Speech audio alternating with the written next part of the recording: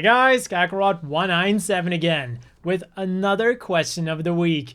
And this week we are going to be answering a question. Joseph Jobo Likayan asked, why did the Titans, the elite counterinsurgency branch of the Federation, use the Hizack and other Zeon-themed mobile suits? And as with a lot of things in Gundam, we have a real-life explanation and an in-universe explanation. So for the real-life explanation, it was probably just an easy way to signal to the viewer, these guys are the bad guys, because they're using Zaku's, who were the bad guys in the first Gundam, so they must now be the bad guys too. And the Mono Eye just has something more villainous. Basically, it's the same reason as why the Empire from Star Wars is so German-inspired. And the same explanation probably holds true for why the Hizack was only able to use one beam weapon at the same time.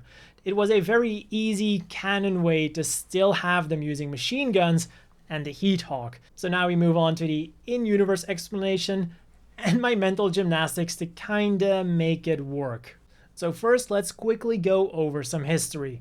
The Hizack was made by Anaheim Electronics, and after the 1-year war, they acquired basically all of Zeon's mobile suit and even mobile armor manufacturing companies, or at least the three most important ones, being Zeonic, Zimad, and MIP. So this has been said a lot of, well, this has been quoted many times as to why the Hizack looks so Zeon-esque, because there were a lot of Zeon engineers working on it. And while I can see where they're coming from, just because they're Zeon engineers doesn't mean that they can only make Zeon-inspired machines. For example, we have the GPO-1, the GPO-2, the GPO-3, the Nemo. Later on, we have the Jagan.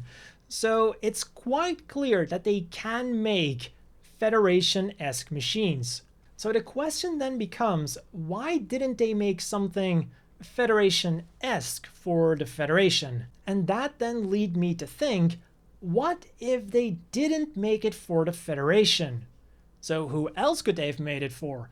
And well, after the 1-year war ended, Zeon and Psi 3 didn't just disappear into nothingness and weren't just usurped by the Federation again. The Principality of Zeon became the Republic of Zeon and actually maintained some autonomy, which is up for debate, and it has been called a puppet state of the Federation. But officially they were autonomous, and what does an autonomous state have? An army. And I can see Anaheim Electronics jumping onto that because they were able to incorporate all of those Zeon weapons manufacturers, so they probably also still had ties with high-ranking members of the new Republic of Zeon's government.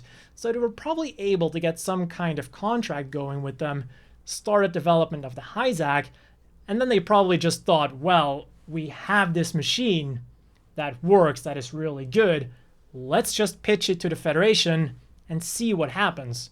The worst we can get is a no, and from Anaheim's perspective, they were probably able to make a pretty good case, considering everything that was going on at the time. We have the Federation, who just blew a lot of money on the Gundam development project.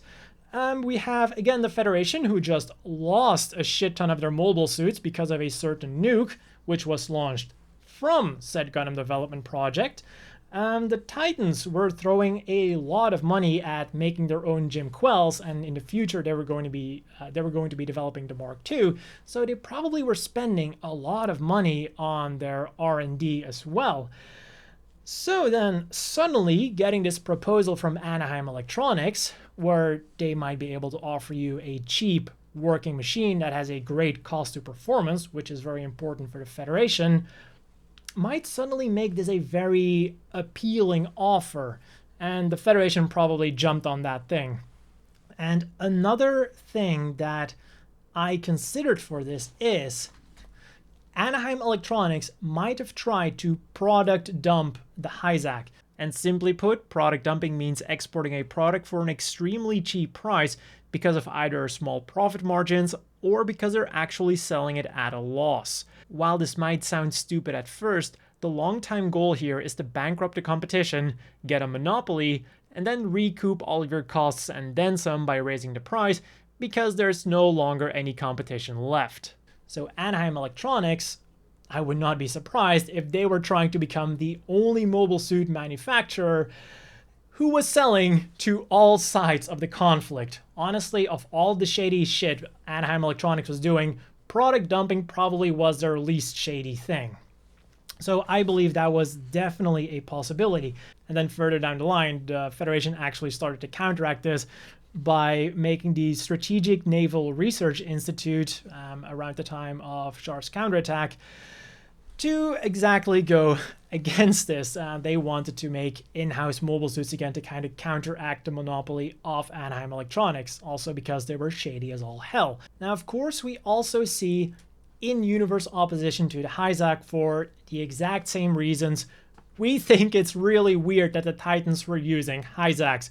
For example, Carl Matsubara from Advance of Zeta, when he first saw the Zaku, the Hizack, I mean, he was like, why are we using this Zaku thing? It's obviously what we were fighting against. It's stupid that we are using this. And then the team captain, Wes Murphy, went against him by saying, it's not about what the mobile suit looks like. It's not about all that. It's about the mobile suit working and keeping you alive on the battlefield, which is apparently something the Hizack was pretty good at for a pretty good price. And when you go looking at real-life examples, this has actually happened. For example, after Operation Barbarossa, the Germans and the Russians weren't the best of friends. And yet, in 1944, the Russians started work on the original Su-9, which is different from the Su-9 most people are familiar with. And when you look at the design plans of that thing, it looks suspiciously like the German Me-262. And now this thing didn't eventually get mass produced, but that wasn't because they didn't like the design and it was too German. It was simply because the other airplane was better. And when we then think about it from a political and civilian standpoint, the taxpayers have to pay for those machines. This is something we often forget in when we're talking about like high performance, costly machines versus mass production machines. Someone has to pay for that. And the people at the bottom, we, the regular civilians, would be those people. So as a politician in a democracy, it's probably best if after a very costly war and a very costly terrorist attack, that you can say, we're going to fix this, but we will still keep, we will keep it in the budget. We will not be spending another shit ton of money trying to solve this after we just got our mobile suits nuked. And then as for the Marasai, that's actually a very easy explanation. Originally, the Marasai was intended for the AUG, but the Titans were kind of catching on to the fact that Anaheim Electronics was selling to everyone, and then they put pressure on Anaheim like, hey, we feel like you're supporting those AU guys. And then Anaheim Electronics was basically like, no, we're not. What are you talking about? Here, have this high-performance machine, the Marasai. You can have it. Look at how cooperative we are with you. And at the same time, they gave the Nemo to the AUG. Yeah, we're totally not working together with those guys. And one kind of funny thing I want to end with is this manga here, a side story of Zeta Gundam by Kazuhisa Kondo.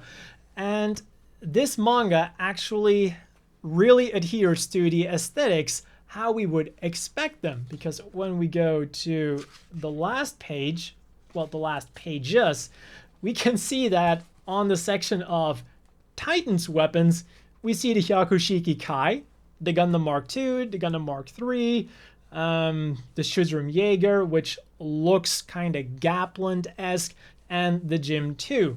And then when we go to the AUG page, on the next page, we suddenly see a lot of familiar mobile suits. We see the Hizack, we see the Marasai, we see Kondo's unique designs, the Gromlin, and they make so much more sense in that context.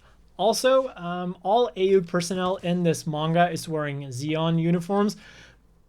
And it was really confusing when I started reading this manga because I suddenly saw Titans pilots firing on Marasai's and Hizack's during the Grips War. But yeah, then I quickly realized how things were going.